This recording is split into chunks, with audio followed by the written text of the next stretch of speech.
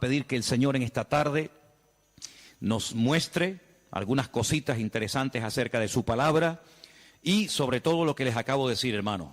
Estar preparados, tener respuestas correctas, adecuadas, para que cuando los inconversos, la gente que no conocen al Señor, vengan a hacernos preguntas, nosotros podamos responderle correctamente. Bendito sea Dios. Señor, te damos muchas gracias en esta tarde porque en tu palabra, palabra viva, palabra eficaz, encontramos las respuestas, la solución a muchas cosas que el mundo se pregunta e ignora. Te pedimos, Dios mío, en el nombre bendito y poderoso de tu amado Hijo Jesús, que todo lo que compartamos en esta tarde sea de bendición, sobre todo para los que están buscando la verdad, para los que quieren adquirir conocimiento y conocer la verdad, verdad que les hará libres. Ayúdanos en esta tarde, Señor, a la luz de tu palabra, a dar respuestas a tantos interrogantes y preguntas que la gente tiene hoy en día. Nos ponemos en tus manos y pedimos que nos des luz y claridad en tu palabra, para que podamos, Dios mío, creer adecuadamente, estar firmes en la fe, sin titubear, sabiendo en quién hemos creído. Ponemos este tiempo de estudio en tu palabra, en el nombre bendito de Jesús. Amén y amén. Bendito sea el Señor. Hermanos, quiero llevarles a 4 textos para comenzar. Y el primero va a estar en Jueces capítulo 11. Nos vamos a lo que llamamos Antiguo Testamento, al capítulo 11 del libro de los Jueces. Y vamos a leer concretamente el versículo 40. Jueces, repito, capítulo 11, versículo 40. Y dice la palabra del Señor lo siguiente. Presten atención a lo que dice ahí nuestro Dios. Jueces 11, 40. Y se hizo costumbre en Israel que de año en año fuesen las doncellas de Israel a endechar a la hija de Jefté, Gaaladita, 4 días en el año. Fíjense la palabra costumbre. Se hizo costumbre, no era costumbre hasta ese tiempo.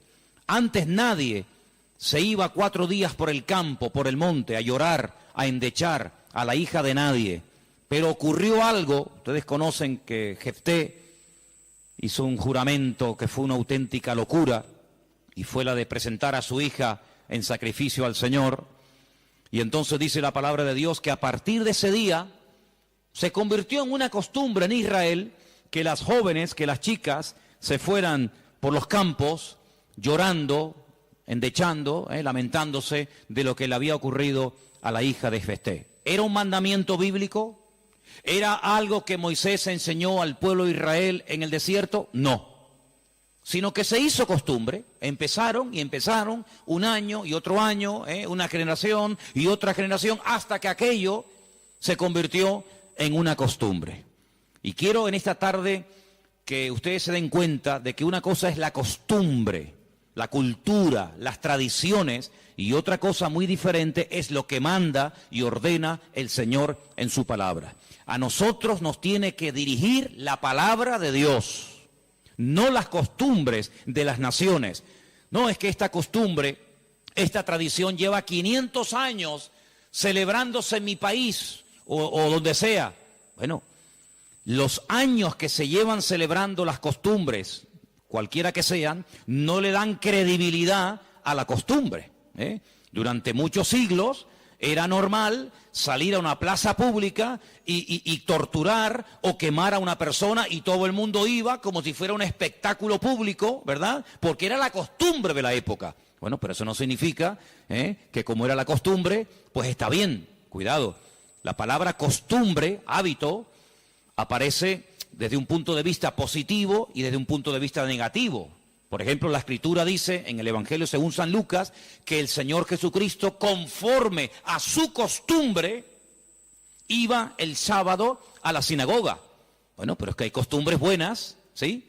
Y hay costumbres malas. En este caso era una costumbre que no tiene nada que ver con la palabra, pero como ya la gente lo hacía, pues el otro lo hacía y el otro lo hacía, y yo creo que ya después de años ni la gente sabía realmente el origen de esa costumbre, pero ya como que formaba parte de la cultura de la época. Quédense con ese detalle.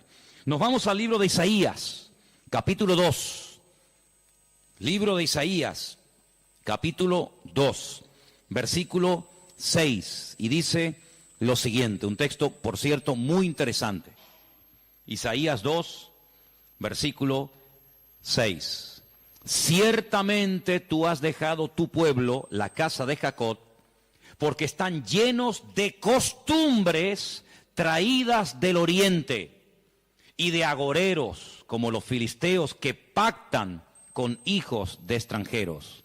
Uno de los reproches que el profeta Isaías lanzaba en la época en la que él le tocó servir al Señor en su ministerio es que ustedes se han llenado de costumbres que no son costumbres con una base bíblica, no son costumbres basados en un mandamiento de la Escritura, sino en costumbres, como dice aquí, importadas, traídas de Oriente, que no tienen nada que ver con ustedes. Por ejemplo, aquí en España, país en el que vivimos, pues se ha metido con una fuerza tremenda una fiesta, que era una costumbre de pueblos paganos, dicho sea de paso, que se ha celebrado hace poco, la famosa fiesta de Halloween, y tú estudias la historia de nuestros pueblos, aquí hay hermanos de otros países de Latinoamérica, y Halloween no tiene absolutamente nada que ver con la cultura latina. Absolutamente. Halloween no tiene nada que ver ni con Argentina, ni Uruguay, ni Venezuela, ni Cuba, ni España. Son costumbres importadas.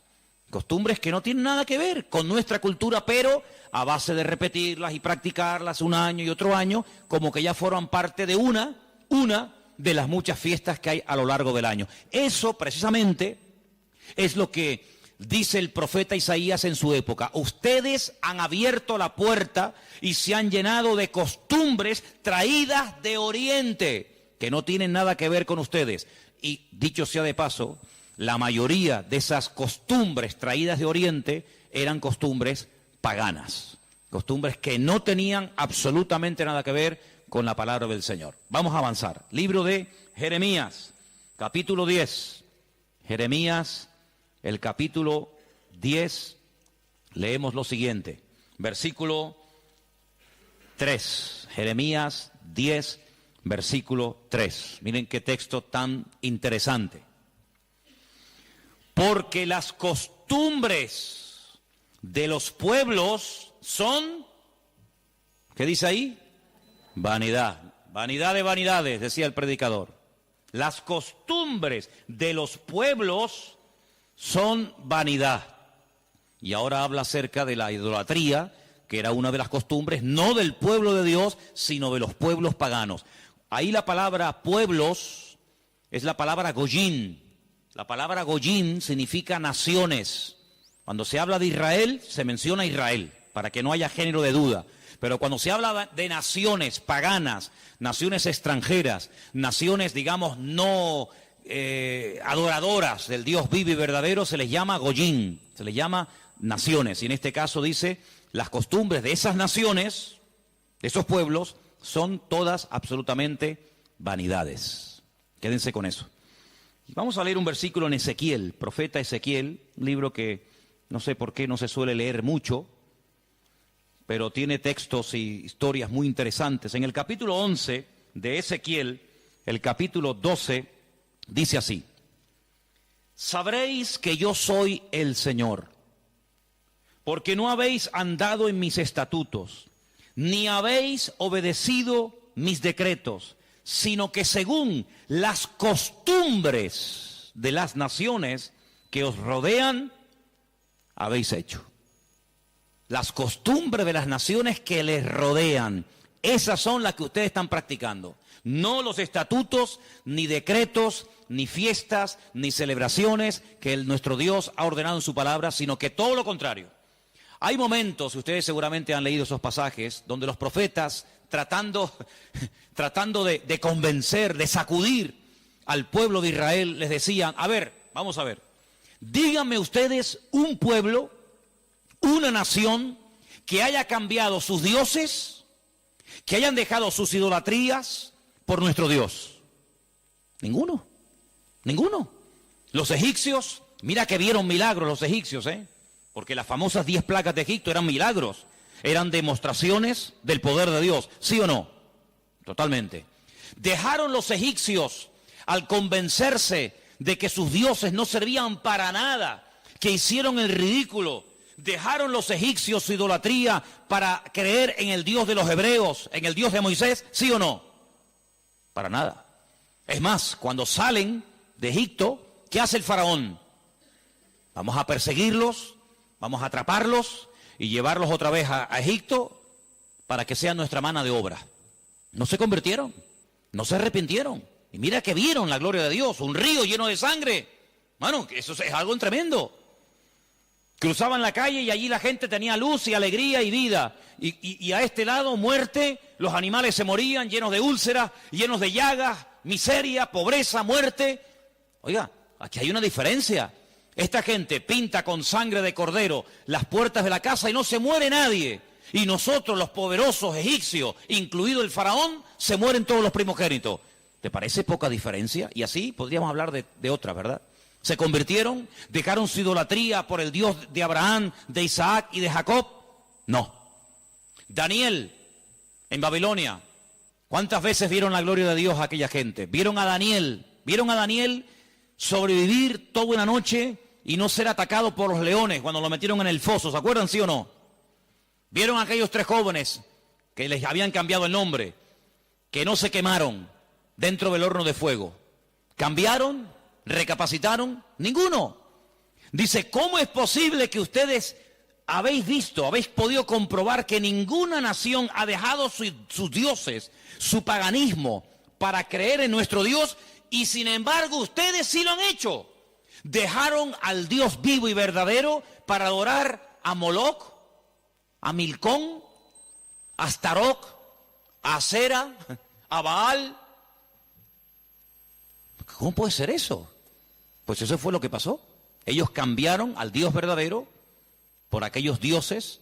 Y dice el profeta Ezequiel en este pasaje, todo eso que habéis hecho son las costumbres de las naciones que les rodean, pero ustedes en vez de influenciarles a ellos, que ellos se conviertan a ustedes, ha pasado todo lo contrario. Ustedes se han terminado convirtiendo a ellos. Han adoptado su forma de vivir, su forma de adorar, su forma de cantar, su forma de comportarse. Y esto es algo realmente increíble porque esto no ha pasado nunca, nunca en la historia de la humanidad. Una nación ha dejado el paganismo, ha renunciado 100% a toda esa mentira y ha abrazado la fe única y verdadera. Sin embargo, ustedes tenían al verdadero y lo han abandonado. Otros profetas utilizaban el término han adulterado, han sido infieles a vuestro Dios para adorar ¿a quién? Al Dios de las moscas, al Dios de los excrementos, como hay por ahí un Dios también en la Biblia que se llama el Dios de los excrementos, para adorar a las criaturas en vez de adorar al Creador. Increíble, increíble. Entonces, los profetas que hemos leído, Jeremías, Isaías, Ezequiel y también en el libro de Jueces, dicen que todo eso, esas costumbres son todas vanidades. Y entonces nosotros como creyentes, que hemos, como dice la Biblia, pasado de muerte a vida, cuando nos convertimos al Señor, cuando salimos de donde hemos salido cada uno, pues tenemos con el paso del tiempo que no solamente decirle al Señor, Dios mío, gracias por haberme salvado, gracias por haberme perdonado los pecados, sino que quiero también pedirte, quiero que me ilumines, porque a lo mejor de mi antigua vida, cuando yo no te conocía, cuando andaba en la ignorancia, cuando estaba en la idolatría, en las costumbres que practiqué yo y mi familia durante toda la vida, Señor, quiero que tú me ilumines, por si acaso todavía puede ser que en mi vida, en mi familia, en mi forma de hablar, de pensar, de vestirme, etcétera, etcétera, todavía quedar algo que no está bien, pero que como lo hace todo el mundo, pues no parece que sea tan malo. Porque si os dais cuenta, hermanos, hay cosas que se hacen hoy en día que están mal, pero sin embargo, como las hace todo el mundo, no se ven mal. Por ejemplo, a mí una de las cosas que me llama la atención, cuando voy a lo mejor a algún supermercado, es que de un tiempo a esta parte, en la parte donde está todo lo que es los puros y los cigarrillos y todo esto, es increíble, ¿os habéis dado cuenta lo que ponen como advertencia, en las cajas de cigarrillos, el cigarrillo mata, ¿eh? El cigarrillo produce enfermedades pulmonares, cáncer, y esto y lo otro. Pero ¿quién hoy en día iría por la calle poniéndole una multa a una persona por fumar? Nadie. ¿Por qué? Porque como lo hace todo el mundo, ya forma parte de una vida normal, pues no se ve tan mal. Pero cuidado, el que lo haga mucha gente no significa de que esté bien, ¿sí o no? Entonces puede ser que a lo mejor algunos de ustedes en algún momento se ha sentido, perdonen la expresión, como un bicho raro en su puesto de trabajo, con los amigos, con la familia, con los vecinos, ¿sí o no? Porque resulta que todo el mundo ve bien, pues ciertas y determinadas cosas que cuando vamos al manual, cuando vamos a la palabra de Dios, resulta que no solamente están mal, sino que incluso son pecado y abominación ante los ojos de Dios. Vaya usted a una manifestación de miles y miles y miles de personas a favor del aborto y párese en esa marcha y diga que el aborto es un crimen, que es un asesinato y que eso es una abominación delante de Dios. ¿Lo matan? ¿Sí o no? ¿Lo matan? Párese usted en una manifestación donde están llevando a una virgen, a un patrón, a un santo y diga, ¿pero qué estáis haciendo? Si nuestro Dios prohíbe todo esto, si eso es abominación delante de nuestro Dios, si en la base mínima, que son los 10 mandamientos, ya se prohíbe categóricamente todo esto, ¿te matan? ¿Por qué? Porque es que esto se ha practicado. Y claro, después ves ahí al alcalde, y ves al teniente alcalde, y ves al concejal de no sé qué, y ves a fulanito de tal, y incluso al rey, y ves a la reina, y ves a la... Entonces parece que como que no está tan mal, porque lo practica mucha gente. Y quiero decirte, querido hermano, que en algún momento de tu vida puede ser que tú te sientas como que vas contracorriente, como que la gente como que no te entiende y como que tú estás en otra frecuencia, en otra onda, y es como algo imposible de que lleguen a un entendimiento. Pero al fin y al cabo yo pregunto, hermanos, ¿nosotros a quién tenemos que agradar? ¿A quién tiene que agradar usted? ¿A nuestro Dios, sí o no? Bueno, pues si por agradar a Dios me pongo en contra de la familia, ¿estás dispuesto a pagar el precio? ¿Para qué te vas a bautizar? Con la edad que tú tienes. Si a ti ya te bautizaron tus padres cuando eras pequeñita, no lo pueden entender. Pero saben, hermanos, nosotros, repito, primero a quien tenemos que rendir cuentas a nuestro Dios.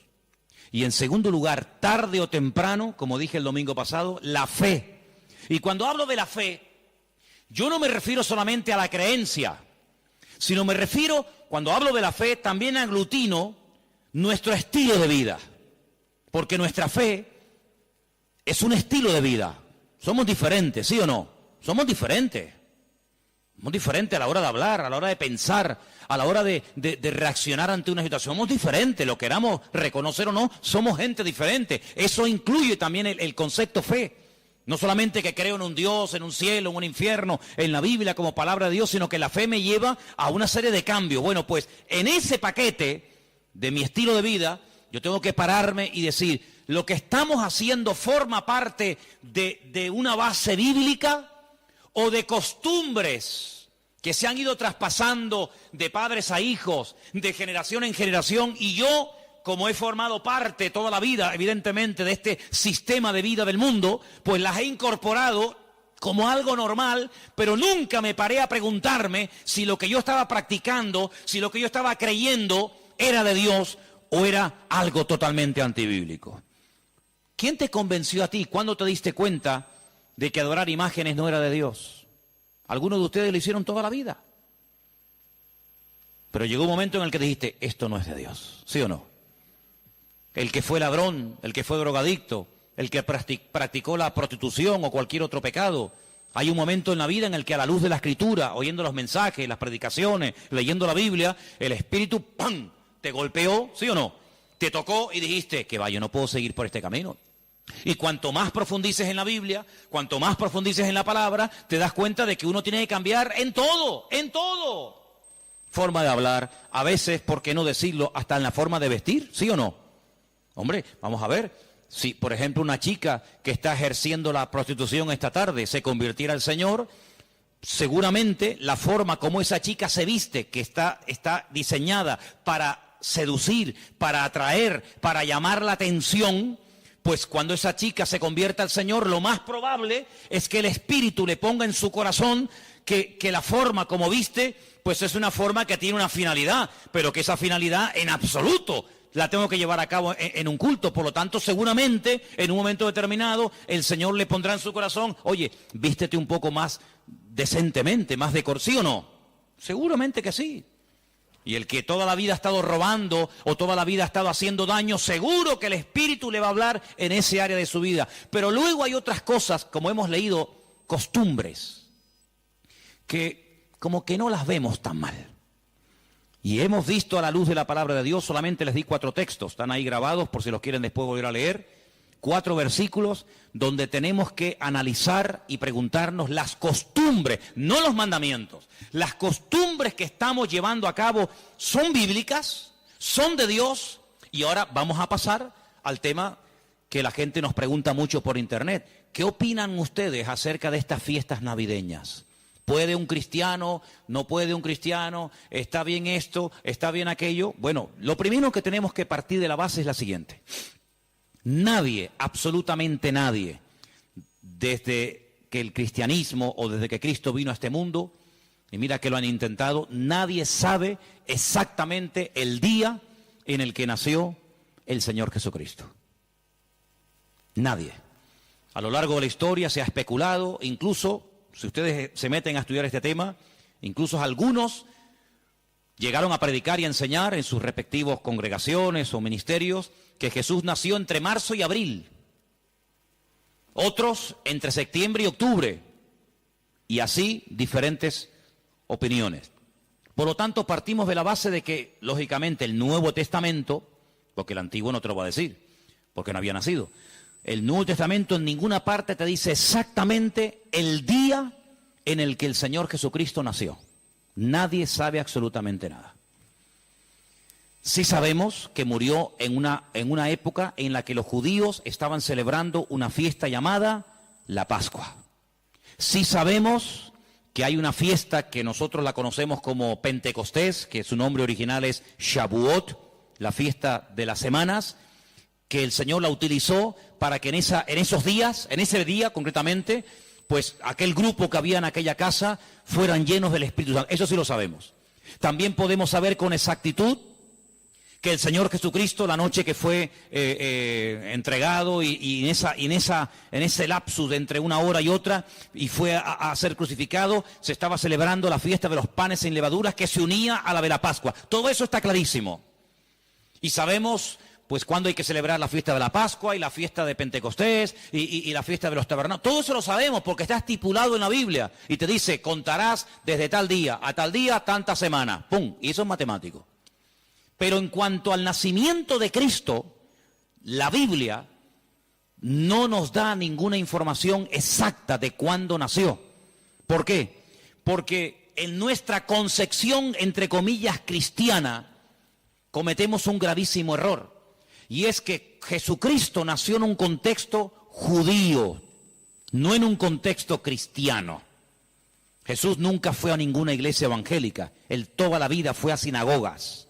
Jesús nunca practicó costumbres cristianas, las costumbres que él practicó y su padre y su madre y sus antepasados eran costumbres judías, ¿verdad? Por lo tanto, para nosotros se comienza a contar desde el nacimiento del niño y dice, bueno, el niño nació el 2 de octubre, pues al año que viene, el día 2 de octubre, el niño cumple un añito, ¿sí o no? En la mentalidad judía no se cuenta el tiempo así. En la mentalidad judía, en el momento en el que la mujer sabe que está embarazada, en el que la mujer sabe perfectamente que sí o sí está embarazada, ahí se empieza a contar. No a partir del nacimiento a los 9 meses, ¿me entendéis? Por lo tanto, ya empezamos mal. Es como, por ejemplo, cuando nosotros decimos, bueno, ahora mismo aquí en Tenerife tenemos las 8 en punto de la noche. A las 12:01 será día viernes.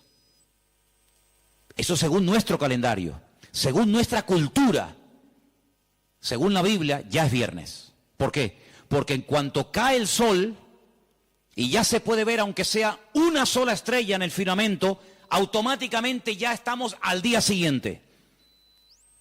Entonces dice, entonces todos al revés. Bueno, hay que saber estas cosas. Nuestro calendario gregoriano, inventado, mandado a hacer por un papa, tiene 365 días.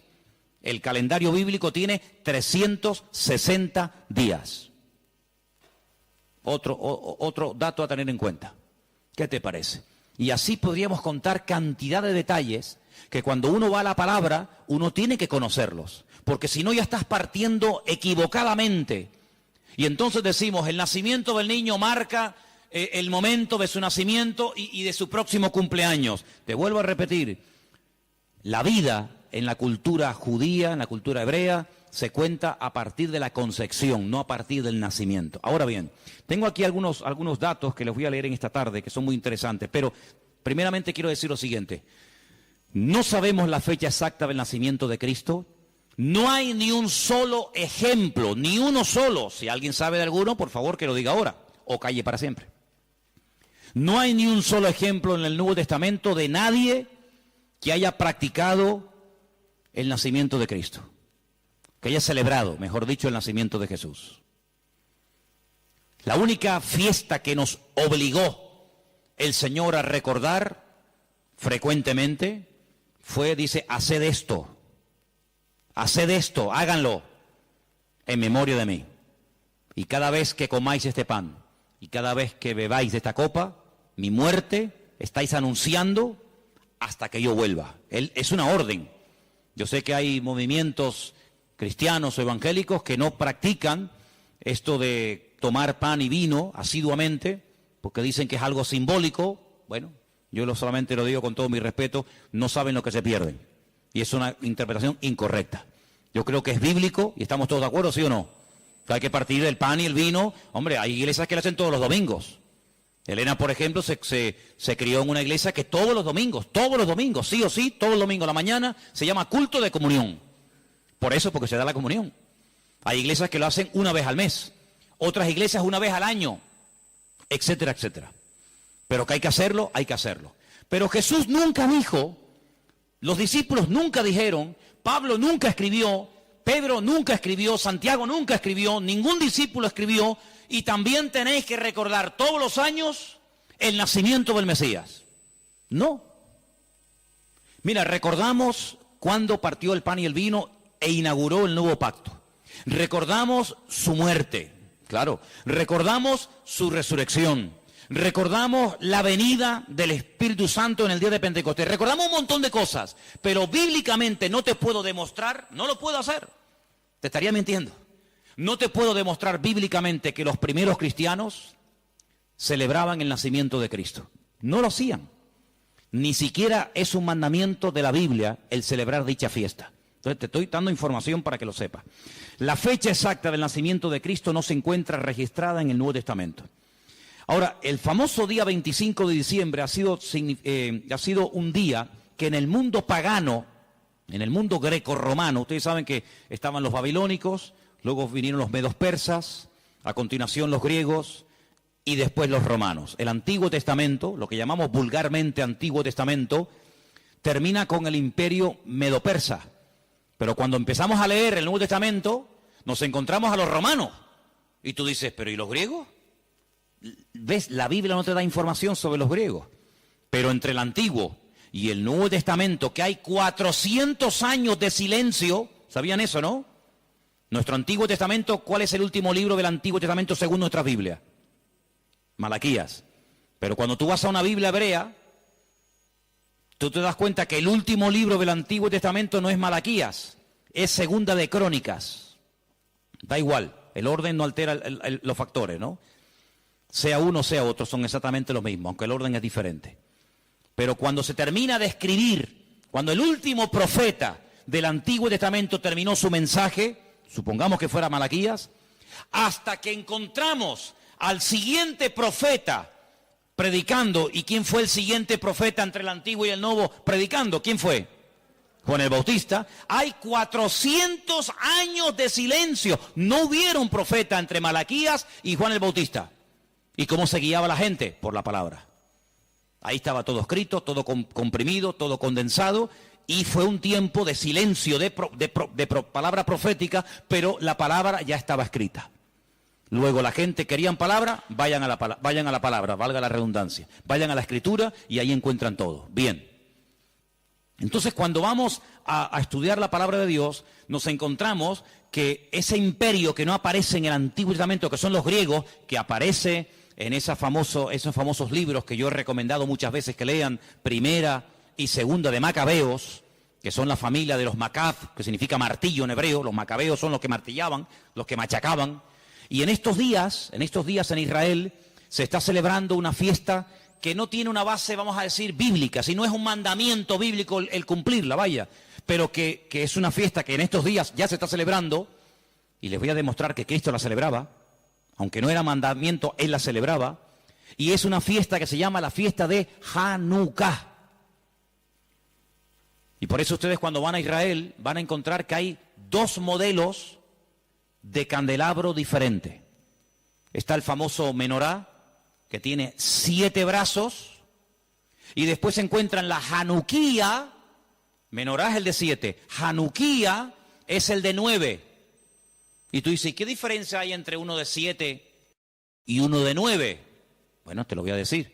El candelabro de 7, la menorá, era el que se utilizaba primeramente en el tabernáculo y después en el templo, pues para iluminar. No había luz eléctrica, no había un interruptor y se encendía la luz, sino que se ponía aceite, ¿verdad? Se iluminaba para que el sacerdote pudiera moverse y pudiera ministrar en el templo, ¿verdad?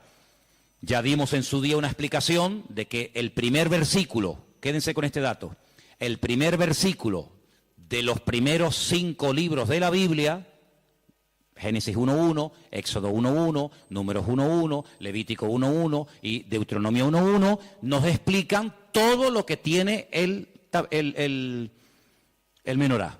¿Cuántas palabras tiene en hebreo el primer versículo de Génesis?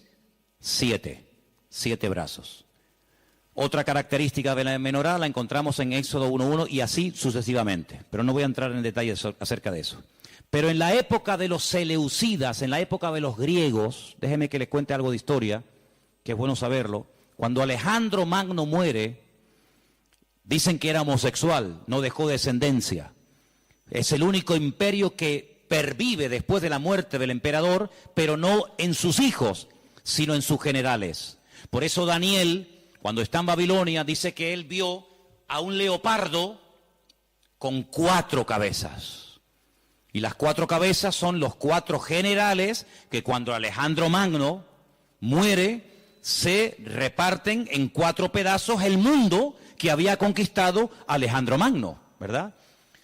Uno de los trozos que se reparte tenía que ver con Israel.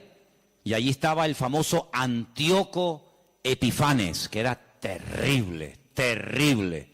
Ese fue el que se atrevió a meter a un cerdo dentro del lugar santísimo y sacrificarlo y de esa manera, humillar y avergonzar a Dios y en fin, tantas cosas, ¿no? Esa es la famosa abominación desoladora, la profanación del lugar santísimo. En esa época de los griegos había una familia compuesta por una serie de hermanos que se propusieron restaurar la vida política y espiritual de Israel.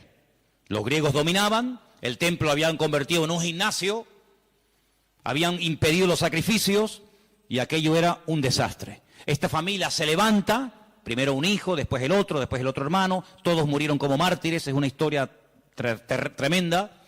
Y estos macabeos, que no se llamaban macabeos, sino una especie de apodo, los que martillaban, los que golpeaban, pelearon militarmente, cuerpo a cuerpo con los griegos y los derrotaron, los vencieron, los echaron de Israel y restauraron el culto en el templo.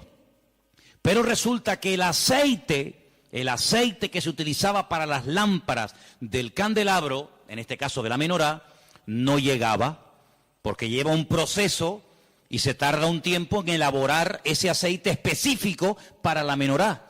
Había muy poco aceite. ¿Qué ocurrió? Oraron al Señor y el Señor hizo que la poca aceite que quedaba durara milagrosamente más tiempo de lo que habitualmente duraba.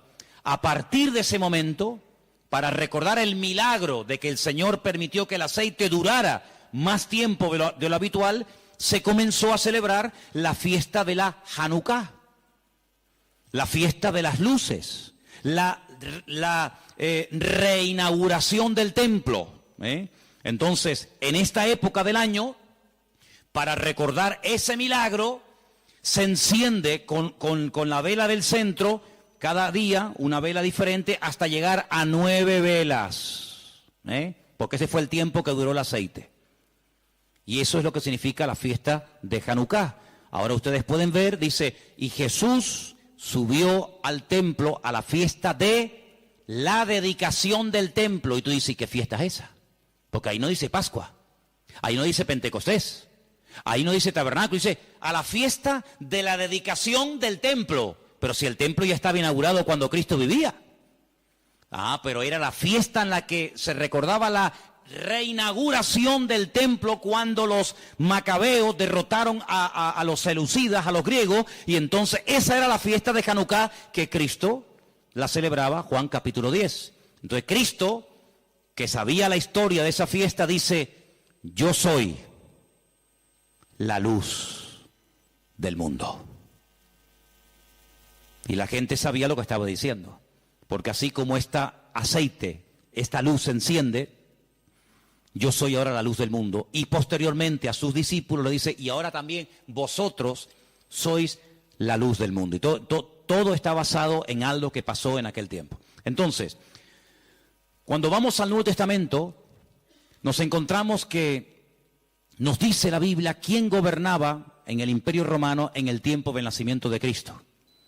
Pero cuando se hace el calendario gregoriano o cristiano, vaya, el que tenemos ahora mismo nosotros, se cometió una gravísima equivocación. Algunos calculan que del verdadero calendario bíblico al que usamos actualmente puede haber una diferencia entre 4 y 6 años. Es decir, que en vez de estar ahora en el 2015, estaríamos ahora 4 años o 6 años más de lo que estamos.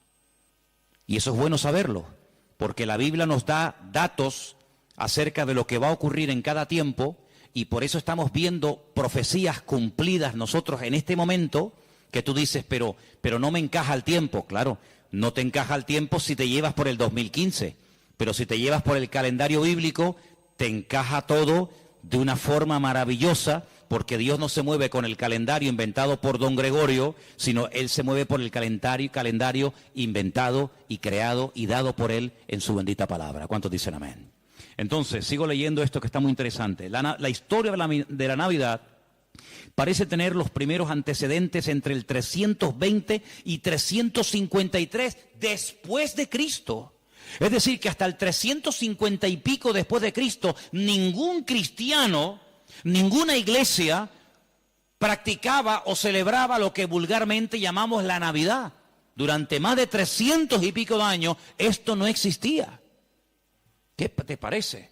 Yo dije un día que si ustedes quieren ver la transformación terrible que experimentó el cristianismo, tienen que leer detenidamente lo que pasó en el Concilio de Nicea. Ahí en Google, se meten, Concilio de Nicea, estudien, lean lo que allí pasó. El cristianismo del 300 para atrás era diferente al cristianismo que se vive hoy en día del 300 y pico hasta nosotros. Todo cambió, hermanos, todo cambió. Entonces fue en esa época, en ese tercer siglo, cuando se comenzó a decir que Cristo había nacido el 25 de diciembre. ¿Por qué? Porque era la fiesta, era el día más pagano del año. Se celebraba el culto al dios Saturno, y el dios Saturno era el dios de las cosechas, y era un día de celebración, pero de celebración pagana, de sacrificios en agradecimiento al dios Saturno. Era el solsticio de invierno en el hemisferio norte, y ahí dijo alguien, bueno, vamos a utilizar el día más pagano del año cuando se adora al sol, vamos a utilizarlo y lo vamos a cristianizar para que de esa manera también nosotros los cristianos formemos parte de la festividad y de la alegría a nivel mundial. Desde finales del siglo IV, el cristianismo, finales del siglo IV, el cristianismo comienza con la famosa tradición de la Navidad, y el Papa Julio I dijo que Jesús había nacido el 25 de diciembre. ¿De dónde lo sacó? De ninguna parte, se lo inventó, porque la Biblia no dice que Jesús nació el 25 de diciembre, pero él, como era el Papa, cualquiera le llevaba la contraria. Era el día en el que se celebraba, como acabo de decir, el solsticio de invierno en la antigüedad, y era el día en el que las costumbres y las tradiciones heredadas, las costumbres y mitos y leyendas más aberrantes se llevaba a cabo, y entonces se utilizó para que la gente supiera que también Cristo había nacido en esa época, y de alguna manera pues utilizar el paganismo, utilizar las festividades, pues para decir, bueno, Cristo también nació en esta época, ¿no? En el año 540, un monje llamado Dionisio, cuyo apodo era el Exiguo, en el cálculo de las fechas propició la fijación de una fecha errónea en cuanto al nacimiento de Cristo. El error incluso hasta en el año, porque se cree que Jesús nació 4 o 6 años antes de lo que realmente esta gente decía. El tema de las fechas, ya hemos dicho, es algo muy controvertido, pero al final se llegó a la conclusión de que Cristo había nacido en esa época, y los cristianos comenzaron a practicarlo como parte de la cultura o de la tradición. Hay muchos relatos en los que cuenta la historia que miles y miles de cristianos se dejaron matar, quemar, crucificar y torturar hasta la muerte porque se negaban a celebrar la famosa Navidad el 25 de diciembre. Así que hermanos nuestros en la fe han muerto quemados, torturados y crucificados por negarse a formar parte de una fecha inventada, creada por el hombre, rodeada de paganismo, donde una de las costumbres que había era sacrificar toros, sacrificar animales, cortarle los testículos a estos animales y colgarlos en los árboles. De ahí viene la famosa costumbre de colgar bolitas en los árboles, de la costumbre pagana de aquellos degenerados griegos y romanos que hacían este tipo de ofrendas y de sacrificios a sus dioses, y de ahí pasó. Luego se prendía fuego al árbol, pero claro, prender fuego al árbol, pues en una casa particular es una temeridad, y entonces a alguien con el paso del tiempo se le ocurrió ponerle un montón de luces para que represente aquel fuego, que evidentemente no se puede hacer hoy en día por sentido común, pero entre las bolitas y el fuego que se pone, las luces que se pone, pues es lo más parecido a aquellas bolitas que se ponían colgadas en los árboles, y al mismo tiempo las luces representan el fuego, que por cuestiones obvias no se pueden poner hoy en día. Así que Jesús no nació el 25 de diciembre, pero escuchen esto porque es muy interesante. La explicación más consistente de los historiadores es que el origen de la Navidad se tomó entre el siglo III y IV, ya lo hemos dicho, ¿verdad?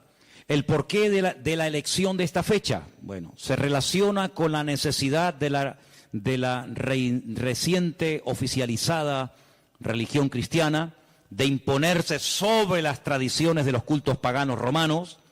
En aquel tiempo el mundo estaba dominado por el Imperio Romano, se adoraba a Saturno, como el Imperio Romano a través del emperador Constantino supuestamente se había convertido.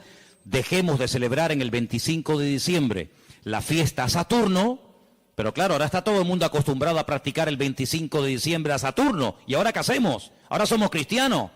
Bueno, pues sigamos celebrándole igual, pero a Saturno, ya no podemos, somos cristianos. Bueno, a Saturno no, a Cristo.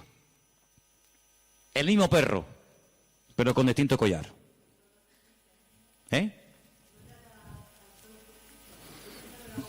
Adoraban al sol. Sí. Ellos pueden decir misa.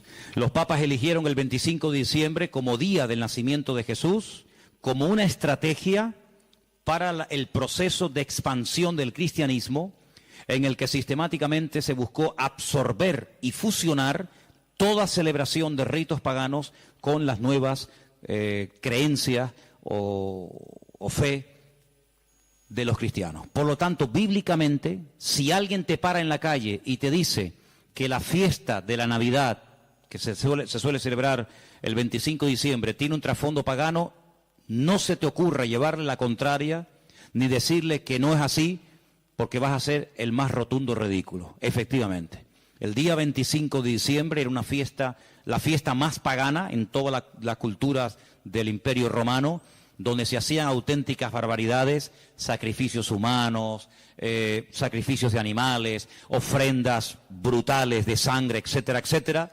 Como supuestamente, repito, el Imperio Romano dejó el paganismo y abrazó la fe cristiana que había perseguido durante más de 300 años, pues ahora ¿qué hacemos? Ahora nos encontramos con un dilema.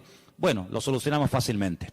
Seguimos manteniendo el día, seguimos manteniendo las costumbres de dicho día, ¿vale? Seguimos celebrando todo exactamente igual, pero en vez de a Saturno, en vez de a divinidades falsas, pues la celebramos a Dios y total, aquí no ha pasado absolutamente nada.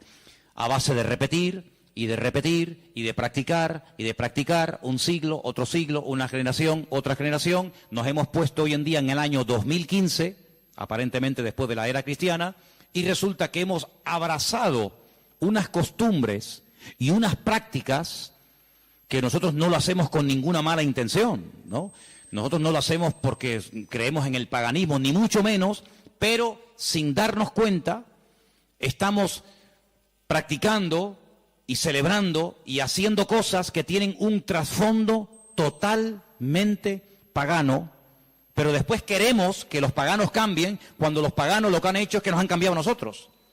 Y se han metido en nuestras casas, y se han metido en nuestras costumbres, y se han metido en nuestro vocabulario, y hemos visto, no de ahora, de hace ya muchos años, que en estos días, que teóricamente, vamos a decir, ha nacido el Señor, que no es así, ya lo hemos demostrado, pero que teóricamente teníamos que celebrar su nacimiento, resulta que se ha convertido en una fiesta, ¿de qué? De despilfarro, de derroche, de negocio, donde después se habla de la famosa cuesta de enero, porque la gente empezó a regalar y a comprar y a regalar y a comprar, a regalar y a comprar cosas que después en enero se arrepienten o no usan o quieren cambiar, y después resulta que ya el año, en vez de empezarlo libre de deudas, ya lo empiezan con más deudas, aparte de las que ya tenían del año anterior.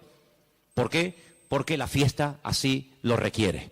Porque si no le regalamos al abuelito, y si no le regalamos nada al niño, y si no le regalamos nada a la abuelita, o al tío, o al papá, o al sobrino, pues como que es una falta de educación, y como que falta el amor en la familia, y como que todos nos hemos vuelto locos, y nos hemos fanatizado, porque ahora somos cristianos. No, mi hermano, aquí no nos hemos vuelto locos, sino que ¿sabe lo que pasa? Que el conocimiento confronta, y el conocimiento compromete. Por eso hay gente que dice, yo prefiero no saber nada, y seguir en la ignorancia. Pero ¿sabes qué? Cuando estamos en Cristo, estamos obligados, estamos comprometidos con la verdad. Y la verdad nos hará libres en la medida, no es como un botón, la verdad os hará libres. Eso no cuesta nada decirlo. La verdad nos hará libres siempre y cuando interioricemos y practiquemos la verdad. Porque yo puedo conocer la verdad, pero la verdad si no la vivo, si no me la aplico, si no la practico y si no la interiorizo, la verdad simplemente no hace absolutamente nada. No es como un amuleto. ¿Cuánta gente ha comprado antaño la Biblia? ¿Cuántos hogares tenían un pedazo de Biblia enorme y la tenían ahí en la estantería? ¿Por qué? Porque, hombre, es la palabra de Dios. Pero es que la palabra de Dios no es un amuleto. No es como el que pone una herradura.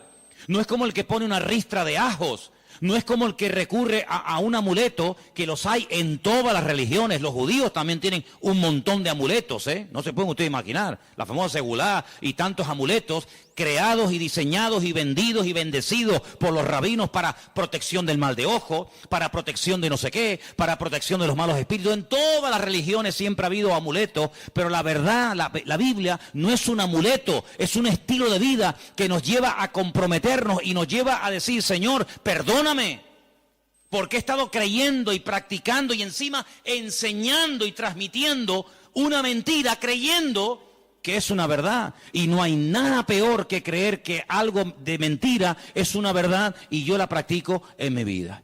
Hermanos, en estos días, generalmente en todas las iglesias, incluido esta, suele ocurrir algo muy común. Y es que, por ejemplo, lo notamos, ¿no? Y no es que llevemos un control excesivo del tema, pero les cuento la realidad. Muchísimos creyentes se gastan el dinero que tienen y el que no tienen, y se olvidan muchas veces de lo que tenían que haber apoyado con su dinero a la obra de Dios. ¿Por qué? Porque hay que comprar regalos a todo quisque, y hay que tirar la casa por la ventana. Y si nos vamos a la noche a la cama sin tener toda la mesa llena de comida, como que no hemos celebrado Navidad. Y yo pregunto, imaginémonos por un instante, que no es así, pero trabajemos con la hipótesis. Bueno, vale, nació el 25 de diciembre, vale, perfecto. Si realmente nació el 25 de diciembre, ¿a quién tendríamos que celebrar la fiesta? Me imagino que al Señor. Pero nosotros somos tan listos que nos hacemos la fiesta para nosotros. Y tendríamos que traerle regalos a Él. ¿Cómo? Bueno, pues ¿qué le hace falta a la iglesia? Pintarla. Yo regalo este año la pintura. Si el cumpleaños del Señor y esta es la casa del Señor, ¿qué le hace falta a la iglesia? Más sillas, yo las regalo. Pero no hacemos regalos al que cumple años, teóricamente, sino que nos hacemos regalos a nosotros. A papá, a mamá, al tío, al sobrino. Y yo digo, bueno, ¿el cumpleaños de quién es? ¿Tuyo? ¿O es el del Señor? Porque si es el del Señor, al que menos le hemos regalado ha sido a Él. Resulta que nos hemos regalado a nosotros. Y tenemos, los que tengan, ¿no?, el árbol lleno de docenas de juguetes y docenas de regalos. Y tú dices, ¿y el regalo del Señor dónde está? Porque la iglesia no puede sufrir en estos tiempos, en este mes de diciembre, porque teóricamente sería el mes de más abundancia, ¿sí o no? Tendría que ser el mes en el que sobraran Biblias, sobraran sillas, sobrara de todo, porque es el día especial del Señor. Pues ¿saben qué? Suele ocurrir generalmente todo lo contrario. Es cuando tal vez menos nos acordamos del Señor. Ahora, nosotros vamos a utilizar la fiesta que el mundo inventó, no el Señor, no la iglesia primitiva, no la Biblia. Nosotros vamos a utilizar la fiesta que inventó el mundo para decirle al mundo el motivo por el cual el Señor vino a este mundo. Que no fue otro más que morir por nuestros pecados, derramar su sangre y restaurar nuestra vida y sacarnos de la miseria y de la ignorancia y ponernos en el reino de su amado Hijo. Eso es lo que vamos a hacer. El mundo que celebre lo que quiera. No es un tiempo para derroches, ni despilfarro, ni borracheras. No es un tiempo para trasnochar y tirar la casa por la ventana y parece que si no le regalo un suéter o un pantalón o una camisa, fulano se enfada y me mira, pues que me mire como quiera. Pero no es un tiempo para nosotros. Tendría que ser en todo caso un tiempo de más oración, de más compromiso, de más reuniones, de más entrega. Tendría que ser eso si verdaderamente nació en esta época. Tendría que ser eso, pero lamentablemente vemos que no lo es. Y entonces, amados hermanos, resumiendo un poco todo esto, ¿qué vamos a hacer nosotros? Vamos a decirle al mundo, claro, nosotros creemos que Él vino. ¿Cómo no lo vamos a creer? Nosotros creemos que Él nació y que Él vivió en esta vida y que Él murió y que Él resucitó y que digan lo que quieran, pero vino con propósito. Vino con un objetivo, no vino para entretenernos, no vino para que ahora en diciembre tiremos la casa por la ventana, luego en abril, marzo, abril, volvamos a recordar toda la tragedia de la sangre, de la muerte, de Pilato, de la crucifixión, de la tumba, de los latigazos, etcétera, etcétera, y el resto del año. No, hermano, no vamos a dejarle al mundo que nos diga cuándo y dónde tenemos que celebrar lo que tendríamos o no que celebrar. ¿Qué es lo que tenemos que celebrar? Lo que dice la Biblia. Haced esto en memoria de mí. Ahí tienes ya un ejemplo. Si dice el Señor, nos dice el Señor, haced, cumplid con esto en memoria de mí, bueno, ahí tenemos una obligación, pero en ninguna parte mi Señor, nuestro Señor, ni a ti ni a mí, nos dice, y una vez al año recuerden que el 25 de diciembre yo nací, porque dicho sea de paso, cuando Cristo nació, la palabra diciembre ni existía, porque ni ese mes existía cuando el Señor Jesucristo nació, sino que estamos hablando de términos y de palabras creadas, diseñadas e inventadas por los hombres. Y quiero que este año sea diferente. Debe ser diferente este año en nuestras casas. Lo dije hace mucho tiempo, cuando pongamos la mesa y nos juntemos los hermanos, los amigos, los familiares, etcétera, pongan en la mesa un cubierto como si Él estuviera sentado en la mesa con nosotros. Para que cuando venga un inconverso te diga, oye, ¿y ahí no se va a sentar nadie? Sí, ahí está sentado esta noche el Señor con nosotros. ¿Y eso? Sí, porque queremos que el Señor esté sentado en nuestra mesa. Porque si el Señor no está sentado en esta mesa, ¿qué rayo estamos celebrando nosotros aquí esta noche? ¿Qué estamos celebrando? ¿Un banquete? ¿Qué estamos celebrando? Si el Señor no está sentado en esta mesa, ¿qué hacemos aquí tú y yo? Es una cena normal y corriente como cualquier otra, pero queremos invitar al Señor a nuestra casa. Queremos que coma con nosotros, que viva con nosotros, que duerma con nosotros, que entre con nosotros, que salga con nosotros. Nuestra vida no gira en torno a fiestas, porque nuestra fiesta se llama Cristo. Y nuestra fiesta desde el 1 de enero hasta el 31 de diciembre. ¿Cuántos dicen amén? No tenemos que decir, ahora el nacimiento, ahora la muerte. Todos los días yo recuerdo que Cristo vino a este mundo a morir por mí. ¿Sí o no? Todos los días yo recuerdo que Él murió por mí en la cruz. Todos los días, no solamente el domingo de resurrección, allí en el Parque La Granja. Yo todos los días recuerdo que el Señor resucitó al tercer día. Yo todos los días recuerdo que Él está vivo. No tengo que decir, bueno, ahora esto. Ahora, ¿quién nos marca a nosotros el calendario? Lamentablemente, ¿sabe quién nos marca el calendario? El mundo. El mundo se ha metido en la cultura de tal manera que dice, no, ahora carnavales, ahora Halloween, ahora Semana Santa, ahora la Ascensión de María, ahora el Puente de la Constitución. Y le hemos dejado al mundo que nos organice el tiempo y nos diga incluso cómo tenemos que comportarnos en cada época del año. Claro, nosotros gracias al Señor somos cristianos y muchas de esas cosas ya no las hacemos, pero el que es mundano, el que no es cristiano, dice, carnavales, ¿me tengo que disfrazar? ¿Me tengo que disfrazar? ¿Por qué? Porque el mundo dice que ahora es cuando yo me tengo que hacer de disfrazar y hacer el idiota durante una semana o 15 días, pero luego no, ahora dice, no, ahora viene la cuaresma, ahora viene la resignación, el perdón, la ceniza, no sé qué, no sé cuánto. No, ahora viene la Semana Santa, no, ahora viene no sé qué. Y le hemos dejado al mundo que organice nuestro tiempo y nuestro estilo de vida. Nuestro tiempo y nuestro estilo de vida, ya lo dijo el Señor cómo tiene que ser. Si a alguien le interesa, aquí lo tienen. Señor, ¿qué tengo que celebrar en marzo? Señor, ¿qué tengo que hacer en diciembre? ¿Qué tengo que hacer cada día de la semana? Aquí está el manual. No le dejemos al mundo que nos organice, porque mira, yo me acuerdo que hace años, y termino, en España no se celebraba Halloween.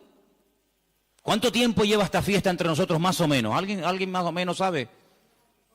8 años. Bueno, 8 años. Y nosotros ya tenemos una edad. Luego, durante muchos años de nuestra vida, esta fiesta en España no se celebraba. Íbamos a un centro comercial en esta época de noviembre, creo que se celebra esta fiesta terrible, y no había ninguna calabaza, no había ninguna cosa de terror. ¿Por qué? Porque esta fiesta no se había introducido.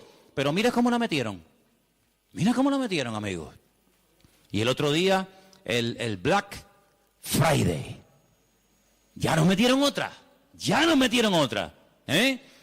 Y en enero, ahora y el mundo tiene, hermano, lo tiene tan claro, el diablo tiene tan claro los objetivos que dice, mira, a la gente le gusta varias cosas. Comer bien, vestir bien, vivir bien y divertirse. Perfecto. Como no quieren ser guiados por el camino de la palabra, como no quieren ser guiados por el camino de Cristo, sino quieren seguir por el camino del relajo, por el camino de despilfarro, pues yo le voy a dar.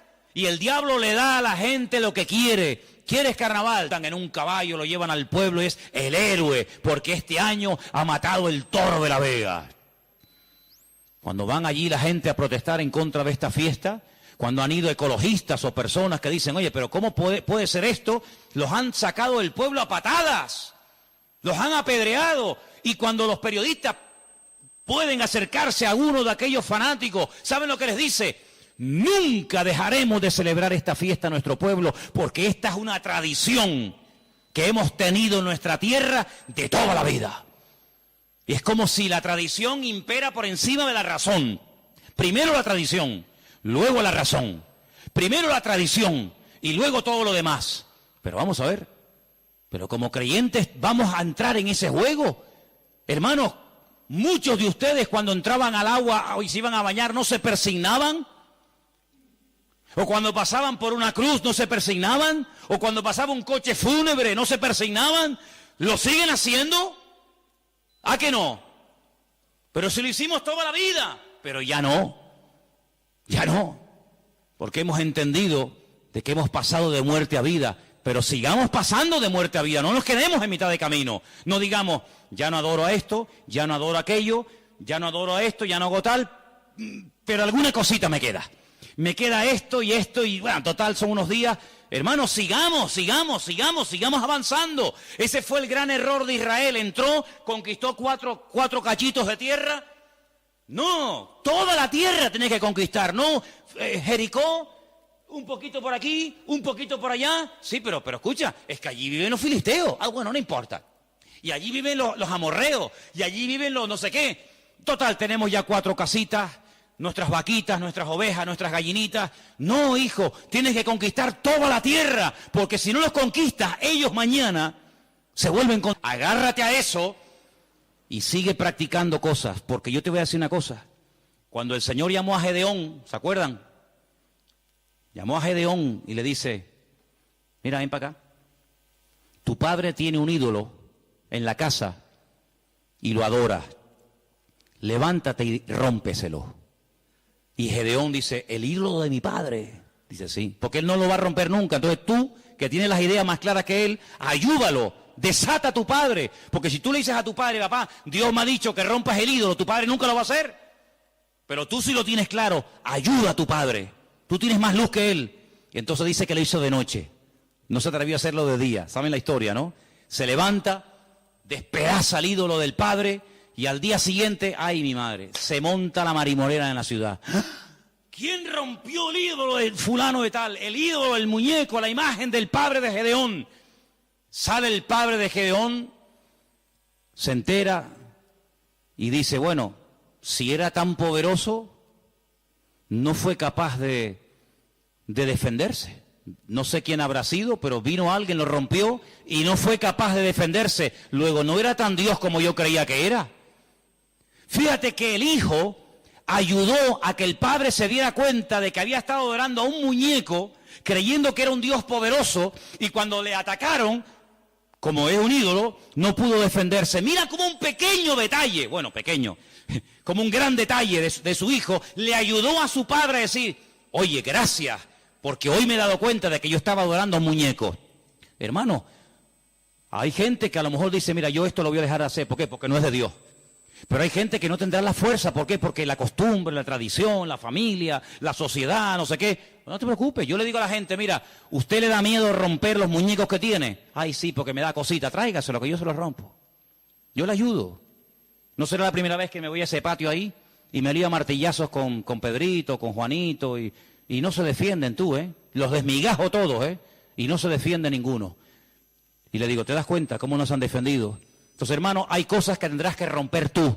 Tú tendrás que romperlas y quitarlas de tu vida. Pero hay momentos en los que Dios te pondrá en una casa, en una familia, para decir, mira, déjame ayudarte. Déjame demostrarte que esto no sirve para nada. Y ahí se van a dar cuenta, con ese acto de fe y de obediencia que tú has ejecutado, se van a dar cuenta de que verdaderamente estaban creyendo en una mentira. Yo les he dado de comer, les he dado información, hagan lo que les dé la gana, como dijo Josué. Hagan lo que quieran, pero yo y mi casa serviremos al Señor. ¿Oramos? ¿Les parece? Venga, oramos. Cierre sus ojos y recuerde lo que ha oído esta noche, porque el conocimiento compromete y confronta, y sin confrontación no hay cambio. Por eso esta noche Dios te ha dado una información y te ha dicho, esto viene de esto, esto y esto. Tú sabrás lo que haces. Pero te damos gracias porque tu palabra es luz. Es una lumbrera, es una antorcha que alumbra en medio de las tinieblas, en medio de la oscuridad. Y en esta noche, Señor, en este día, queremos pedirte, Señor, que nos dé fuerzas para que podamos terminar todos y cada uno de tus hijos este año en una rotunda victoria, contundente, real y genuina. Oramos por todos los hermanos, por todas las personas que a lo largo de la tierra nos están viendo y siguiendo cada semana, culto tras culto, desde aquí, desde Tenerife, bendecimos a esas miles y miles de personas que nos escriben, que nos ven, que nos oyen. Señor, queremos pedirte por ellos para que los bendigas y para que juntos podamos extender el reino de Dios, las verdades del Evangelio, las verdades que salvan, que transforman las vidas, que son las verdades de tu palabra. Libéranos de cualquier temor, rompe en nosotros toda atadura a la tradición, a la costumbre, rompe todas esas costumbres paganas que a veces hemos cultivado y hemos practicado durante años sin darnos cuenta lo que hemos estado haciendo, Señor. Que en nuestros hogares, en nuestras vidas, en nuestras congregaciones, Señor, haya libertad, haya verdad. Y gracias te damos porque tu verdad, tu palabra libera y queremos ser libres de todo engaño, de toda ignorancia, de toda mentira. Y te damos gracias porque hasta aquí podemos decir, el Señor nos ha ayudado. Hasta aquí el Señor nos ha bendecido. Y hoy no adoramos a nada ni a nadie más que al Señor nuestro Dios. Recibe toda la gloria, mi Señor. Recibe toda la honra y que en esta noche salgamos de este lugar con las ideas claras, sabiendo lo que tengo y lo que no tengo que creer y practicar. Porque tu palabra siempre habla y yo acepto que el Señor ha hablado a mi vida esta noche. Y toda la gloria para ti, mi Dios. En el nombre de Jesús. Amén.